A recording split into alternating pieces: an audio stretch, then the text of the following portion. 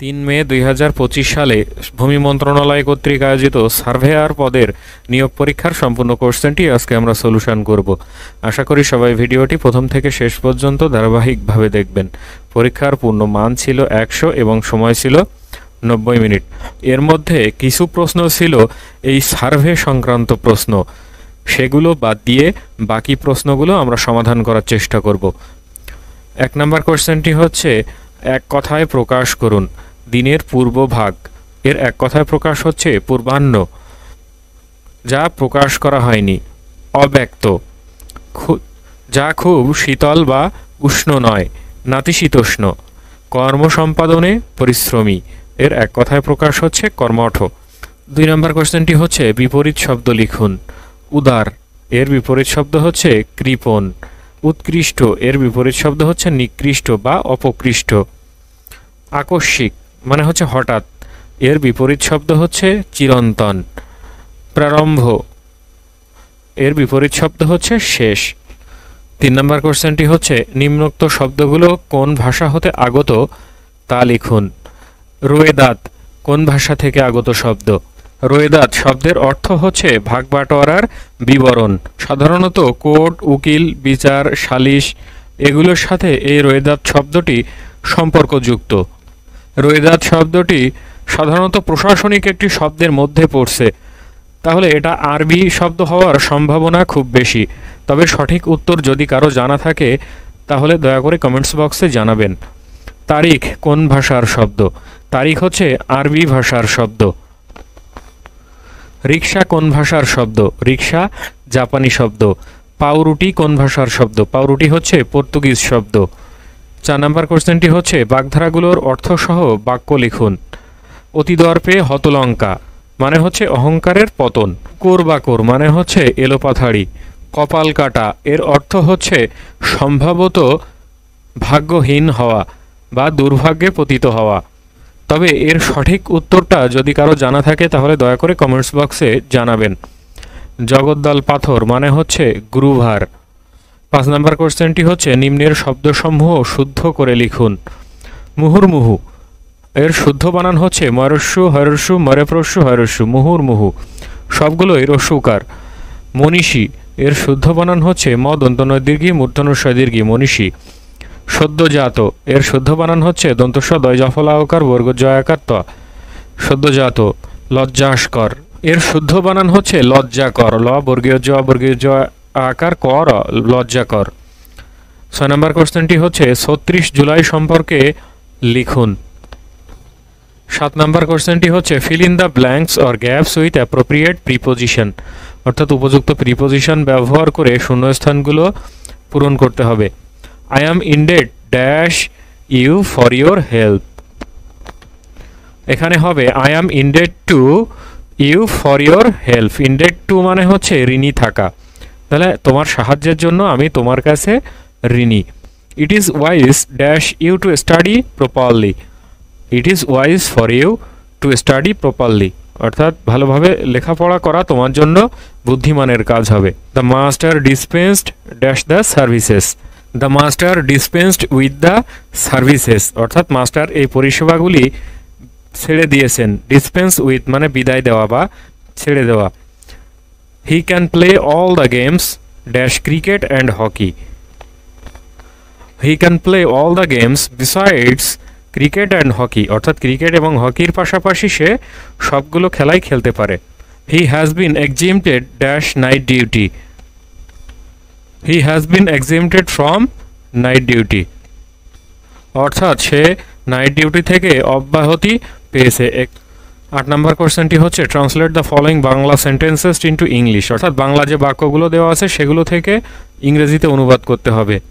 এক হাতে তালি বাজে না। It takes two to make a quarrel. যেমন কর্ম তেমন ফল। As you sow so you reap. সকাল থেকে বৃষ্টি পড়ছে। It has been raining since morning. সে সাঁতার জানে। He knows how to swim. আমাকে এখন যেতে হবে। I have to go now. ৯ number কোশ্চেনটি হচ্ছে, write the synonyms of the following words, অর্থাৎ যে ওয়ার্ডগুলো দেওয়া থাকবে তার সিনোনিম লিখতে হবে। বিগ, বিগ মানে হচ্ছে বড়, এর সিনোনিম হচ্ছে লার্জ। কম্পিটেন্ট মানে হচ্ছে সক্ষম বা দক্ষ বা উপযুক্ত। এর সিনোনিম হচ্ছে অ্যাবল বা ক্যাপাবল। অর্ডিনারি মানে হচ্ছে সাধারণ, এর সিনোনিম হচ্ছে কমন। ডিস্টার্ব মানে হচ্ছে বিরক্ত করা, এর সিনোনিম হচ্ছে ইন্টারাপ্ট। স্কিল্ড মানে হচ্ছে দক্ষ, এর সিনোনিম হচ্ছে এফিশিয়েন্ট। 10 নম্বর কোশ্চেনটি হচ্ছে correct the following sentences if you find those sentences incorrect. যদি কোনো সেন্টেন্সে ভুল থাকে তাহলে সেই সেন্টেন্সটার কারেক্ট করে লিখতে হবে। Neither the workers or there leader was present. এখানে যদি ইদার থাকতো তাহলে এখানে হতো অর, যেহেতু এখানে নিদার আছে তাহলে এখানে হবে নর। নিদার দ্য ওয়ার্কার্স নর দেয়ার leader was present. She was taller than among her 5 sisters. এখানে এটা কম্পারেটিভ ডিগ্রি হবে না, এটা হবে সুপারলেটিভ ডিগ্রি। তাহলে এখানে হবে she was the tallest among her 5 sisters. It has been raining from today morning. এখানে টুডে হবে না, এখানে হবে this morning. It has been raining since this morning. I can not going লাফিং। এটা হবে আই ক্যান নট স্টপ লাফিং। He go to his office timely. এখানে হি এর পরে ভার্বের শেষে এস বা ইএস যোগ হবে এবং এখানে টাইমলি হবে না, হবে অন টাইম। তাহলে এটা সঠিক উত্তর হচ্ছে he goes to his office on time. 11 number কোয়েশ্চেনটি হচ্ছে write a short note on key points of surveying land. X square minus 1 minus y into y minus 2 এর উৎপাদক কত? তাহলে এটাকে আমরা একটু ভেঙে লিখতে পারি। X square minus 1 minus y square মাইনাসে প্লাস 2y। তাহলে এখান থেকে আমরা সাজিয়ে লিখলাম এক্স স্কোয়ার মাইনাস এই y square minus 2y plus 1। এটাকে আমরা লিখতে পারি ওয়াই মাইনাস 1 তার হোল স্কোয়ার। তাহলে এটা এখন আমরা একটা সূত্রে ফেলতে পারি, সেটা হচ্ছে a square minus b square, অর্থাৎ a plus b into a minus b. তাহলে x plus y minus 1 into x minus y plus 1, এই দুটি হচ্ছে এর উৎপাদক। একটি পুকুরের দৈর্ঘ্য 60 মিটার এবং প্রস্থ 40 মিটার। পুকুরের পাড়ের বিস্তার 3 মিটার হলে পুকুরের পাড়ের ক্ষেত্রফল নির্ণয় করুন। তাহলে পুকুরের দৈর্ঘ্য দেওয়া আছে 60 মিটার এবং প্রস্থ 40 মিটার। তাহলে পাড় সহ আমাদের পুকুরের দৈর্ঘ্য আসছে এই 60 মিটার দৈর্ঘ্য। দুই পাশে এই দৈর্ঘ্য বরাবর এই বিস্তার হচ্ছে 3 মিটার করে, তাহলে এই 6 মিটার অর্থাৎ 66 মিটার। এবং এই প্রস্থের ক্ষেত্রে পাড় সহ পুকুরের প্রস্থ হচ্ছে এই 40 মিটার যোগ এই প্রস্থ বরাবর দুই পাশে যে 3 মিটার করে পাড় আছে সেই দুইটা অর্থাৎ 6 মিটার। তাহলে 46 মিটার হচ্ছে পাড় সহ পুকুরের প্রস্থ। তাহলে এই পাড় সহ পুকুরের ক্ষেত্রফল হচ্ছে দৈর্ঘ্য গুণ প্রস্থ অর্থাৎ 3036 বর্গমিটার। এবং পাড় বাদে পুকুরের ক্ষেত্রফল ছিল 60 গুণ 40 অর্থাৎ 2400 বর্গমিটার। তাহলে এই পাড় সহ পুকুরের যে ক্ষেত্রফল, এখান থেকে শুধুমাত্র পুকুরের ক্ষেত্রফলটা বিয়োগ করলে আমরা এই পাড়ের ক্ষেত্রফলটা পেয়ে যাব। পাড়ের ক্ষেত্রফল 3036 মাইনাস 2400 অর্থাৎ 636 বর্গমিটার। একটি সরলরেখার সাথে অপর একটি রেখাংশ মিলিত হলে যে দুটি সন্নিহিত কোণ উৎপন্ন হয় তাদের সমষ্টি কত? এটা হচ্ছে একটা সরলরেখা, এর সাথে যদি আরেকটা রেখাংশ মিলিত হয় তাহলে দুইটা সন্নিহিত কোণ উৎপন্ন হলো। এই দুইটা সন্নিহিত কোণ হচ্ছে 180 ডিগ্রি। 253 ডিগ্রি কোণকে কি কোণ বলা হয়? 253 ডিগ্রি কোণ অর্থাৎ 180 ডিগ্রি থেকে বড় কোণকে বলে প্রবৃদ্ধ কোণ। সমকোণী ত্রিভুজের যে কোনো দুই বাহুর সমষ্টি তৃতীয় বাহু অপেক্ষা কেমন? এর যে কোনো দুই বাহুর যোগফল এর তৃতীয় বাহু অপেক্ষা অবশ্যই বৃহত্তর। একটি আয়তাকার ঘনবস্তুর কয়টি তল বা সারফেস থাকে? একটি আয়তাকার ঘনবস্তুর 6টি তল থাকে। চিরস্থায়ী বন্দোবস্ত কে প্রবর্তন করেন? চিরস্থায়ী বন্দোবস্ত প্রবর্তন করেন হচ্ছে লর্ড কর্নওয়ালিস। নির্দিষ্ট রাজস্ব পরিশোধের বিনিময়ে বাংলা, বিহার ও উড়িষ্যার জমিদারগণকে নিজ নিজ জমির বন্দোবস্ত চালু রাখার যে ব্যবস্থা গৃহীত হয় সেটাই হচ্ছে চিরস্থায়ী বন্দোবস্ত। জিএনএসএস এর পূর্ণরূপ কি? জিএনএসএস এর পূর্ণরূপ হচ্ছে global navigation satellite system. Civil engineering এর ক্ষেত্রে এসওবি এর ফুল ফর্ম হচ্ছে শিডিউল অফ বিল্ডিং। ইবিএসএটিএ এর ফুল ফর্ম কি? ইবিএসএটিএ এর ফুল ফর্ম হচ্ছে the state acquisition and tenancy act. আরটিকে এর ফুল ফর্ম কোনটি? আরটিকে এর ফুল ফর্ম হচ্ছে real time kinetic positioning.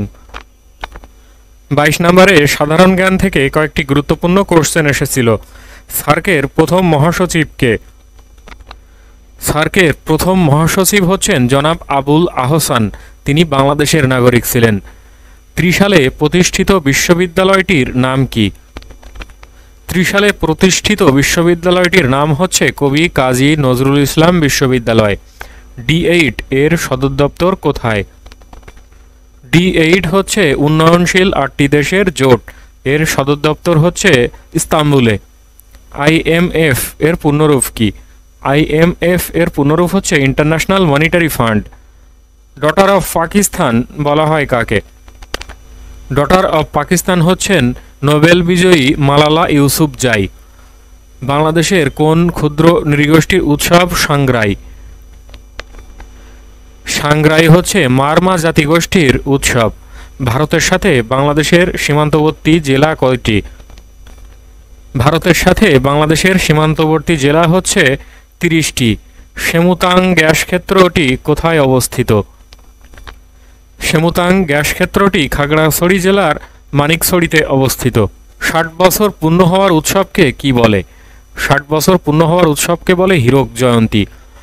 Bangladesh ADC থেকে উন্নয়নশীল বা মধ্যম আয়ের দেশ হিসাবে কবে উত্তরণ করবে? বাংলাদেশ কবে উন্নয়নশীল বা মধ্যম আয়ের দেশ হিসাবে উত্তরণ করবে? এটার উত্তরটা যদি কারো জানা থাকে দয়া করে কমেন্টস বক্সে জানাবেন।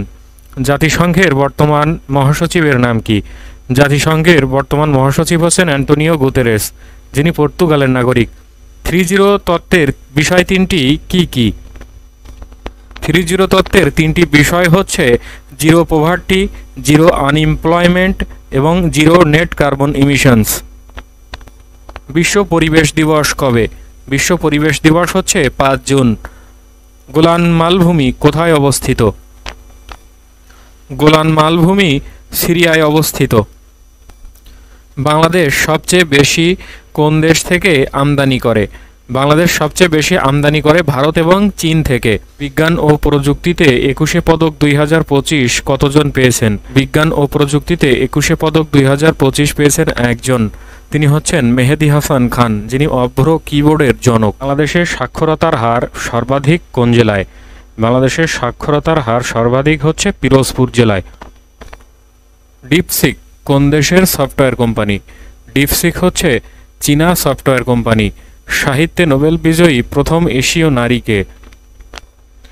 সাহিত্যে নোবেল বিজয়ী প্রথম এশীয় নারী হচ্ছেন দক্ষিণ কোরিয়ার লেখক এই হ্যান কাং।